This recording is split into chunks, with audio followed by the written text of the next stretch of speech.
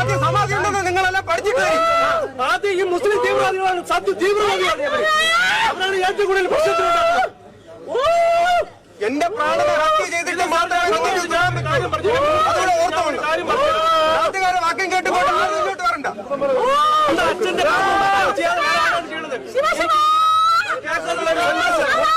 മുസ്ലിം തീവ്രവാദികളാണ് മുസ്ലിം തീവ്രവാദികളാണ്.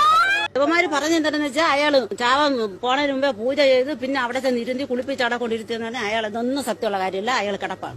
അയാൾ വെളിയിൽ സൂര്യോദയം കാണാൻ അയാളെ കൊണ്ട് പറ്റുന്നില്ല. അങ്ങനെ കിടന്ന ആളാണ്. യവന്മാര് ഒരു ചാവാൻ പോണ ഒരാളെ ഷുഗറിന്റെ ബിപിന്റെ ഗുളിക കഴിച്ചിട്ടാണ് ചാവണത്. ചാവാതിരിക്കല നമ്മൾ ഗുളിക കഴിക്കുന്നത്. അപ്പൊ ഇയാൾ അവിടെ ചെന്ന് കുളിക്കാതിരിക്കാൻ വേണ്ടി ഈ ഗുളിക കഴിച്ചോണ്ടാ പോകാൻ നിങ്ങളെന്ന് ആലോചിച്ച് നോക്കി. ജീവിച്ചിരിക്കുന്ന അച്ഛനെ കൊണ്ട് ഒരു പ്രയോജനവുമില്ല എന്ന് മനസ്സിലായപ്പോൾ കൊന്നു കുഴിച്ചുമൂടി അതിൻ്റെ മേലെ ഒരു അലക്കുവല്ലും സ്ഥാപിച്ചിട്ട് എന്തിനാടോ ചെറ്റെ നീ മുസ്ലിങ്ങളുടെ മേലെ കയറുന്നത്? നിന്റെ ജീവിത പ്രശ്നം നീ കണ്ടെത്തുന്നതിന് മുസ്ലിങ്ങൾ എന്ത് പിഴച്ചു?